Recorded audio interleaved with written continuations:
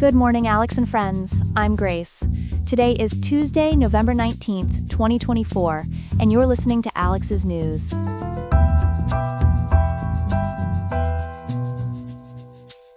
The temperature in Riverside today will reach a mild 68.3 degrees with a low of 46.8. Coming up, we'll explore the recent changes to U.S. policy regarding Ukraine's long-range weapons, what Donald Trump's healthcare proposals could mean for California's medical system, and SpaceX's strategy for turning Mars missions from science fiction into reality. All this and more coming up on Alex's News.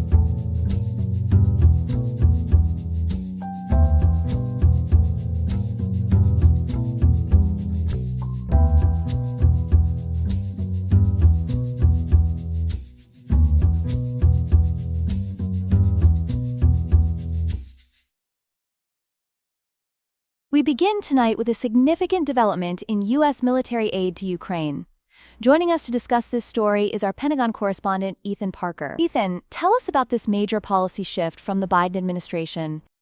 Thanks, Grace. The Biden administration has made a crucial change in its Ukraine policy, now allowing Kyiv to use American-provided ATACMS missiles for strikes inside Russian territory. This is a dramatic departure from previous restrictions that had limited these weapons to use within Ukraine's borders.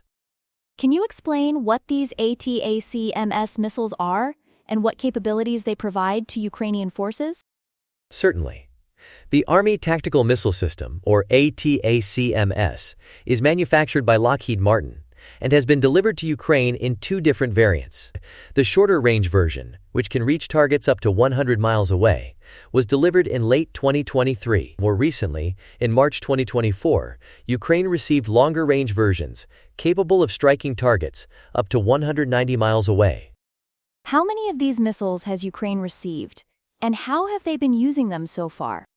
According to Pentagon sources, Ukraine has received fewer than 50 missiles in total. They've already demonstrated their effectiveness in several confirmed strikes, including attacks on the Jankoy airfield in occupied Crimea, the Saki military airbase, and they've successfully taken out a Russian S-300 missile launcher near Mariupol, as well as airbases near Luhansk and Belbek. What's driving this change in policy from the Biden administration? A key factor, Grace, has been North Korea's involvement in the conflict. Intelligence reports have confirmed North Korean troops are supporting Russian forces in the Kursk region. However, it's worth noting that Moscow has strongly condemned this decision, with Kremlin spokesman Dmitry Peskov warning that it will add fuel to the fire and escalate tensions. What impact might this have on the ongoing conflict? While Ukrainian leaders are hopeful these weapons will help shift the power balance by allowing them to strike strategic targets deep within Russia, some military analysts suggest this decision might have come too late to significantly impact Russia's counteroffensive. It's also important to note that this policy shift comes in the final days of Biden's presidency, raising questions about its long-term sustainability. Thank you for that comprehensive report, Ethan. We'll continue to follow this developing story. We turn now to healthcare policy, where California is bracing for potential changes under a second Trump administration. Joining us to discuss this is our political correspondent, Chloe Martinez. Chloe, what are state officials most concerned about? Grace, according to CalMatters' extensive reporting, California's healthcare system could face significant challenges. The primary concern is the potential weakening of the Affordable Care Act, which could lead to premium increases of about $1,000 per year for each Californian enrolled in Covered California. How dependent is California on federal healthcare funding? That's a crucial point, Grace. The state's reliance on federal funding is substantial.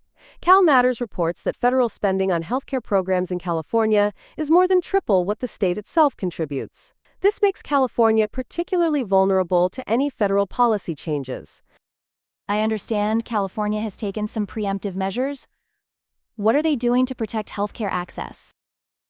The Democratic supermajority in the state legislature has been quite proactive, Grace. They've passed what they're calling Trump-proof legislation, which includes incorporating ACA provisions into state law, protecting insurance coverage for abortion and transgender care, and notably, expanding Medi-Cal to cover low-income undocumented immigrants. They've also implemented a state individual mandate. What about reproductive rights specifically? How is California positioning itself?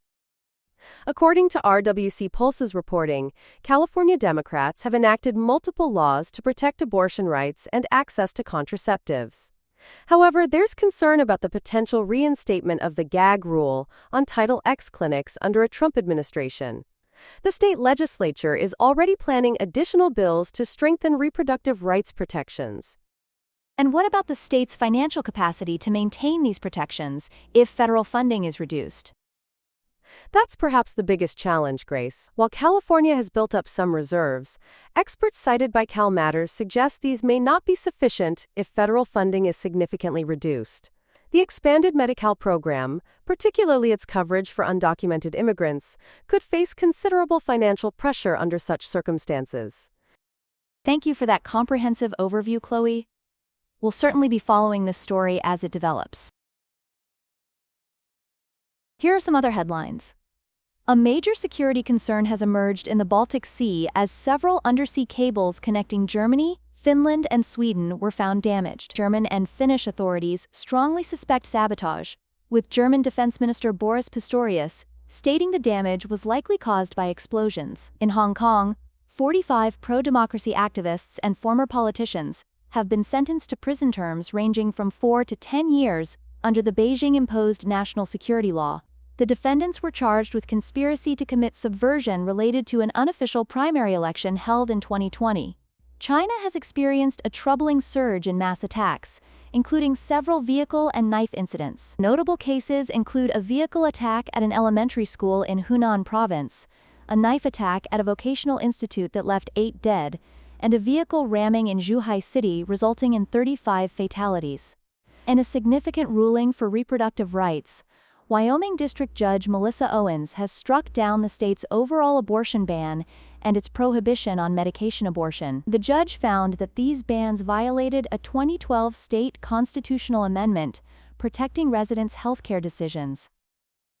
A powerful bomb cyclone is threatening the Pacific Northwest and Northern California, bringing with it an atmospheric river that could dump 8 trillion gallons of rain. The system is expected to cause widespread flooding, potential mudslides, and dangerous wind conditions, with gusts up to 70 miles per hour. Mountain regions could see several feet of snow above 4,000 feet.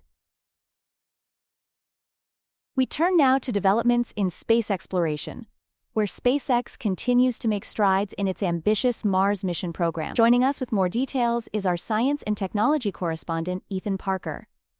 Ethan, what's the latest on SpaceX's progress? Thanks, Grace. According to recent statements from SpaceX President Gwynne Shotwell, the company is making significant headway with its Starship program, which remains the cornerstone of Elon Musk's vision to establish human settlements on Mars. I understand they're preparing for another major test flight. What can you tell us about that? That's right. SpaceX is currently gearing up for what they're calling Flight 6, which is the 6th integrated flight of the Starship and Super Heavy system. This upcoming mission includes several crucial tests, including in-space Raptor engine ignition for deorbit burn demonstration, and they'll be testing new thermal protection materials. What makes this flight different from previous attempts? NASA sources indicate they're planning to attempt a higher angle of attack during re-entry, and notably, they're aiming for their first daylight splashdown in the Indian Ocean. It's worth mentioning that their previous flight achieved a significant milestone by successfully catching an orbital rocket booster with the launch tower, a first in spaceflight history. Looking ahead, what's the timeline for actual Mars missions? According to SpaceX's published plans, they're targeting the next Earth-Mars transfer window for their first uncrewed Starship missions to Mars. These initial flights will focus on testing landing capabilities. The company projects that crewed flights could begin approximately 4 years after these initial tests. And what about the economic aspects of these launches? SpaceX has been quite transparent about their cost targets. At their Starbase facility in Texas, they're working to bring launch costs down to just $2 million per launch through reusability. NASA documentation shows they're hoping to see SpaceX achieve weekly launches from each of their 2 launch towers at Starbase. That frequency is crucial for fueling tanker versions of Starship and demonstrating long-duration orbital flights and propellant transfers. Thank you for that comprehensive update, Ethan. We'll be watching closely as these developments unfold. That's all we have for now. Today's episode was made by Alexander King with Claude Sonnet 3.5, the Perplexity API, and the Google Cloud Text-to-Speech API. I hope you have a great day. I'll see you tomorrow, Alex.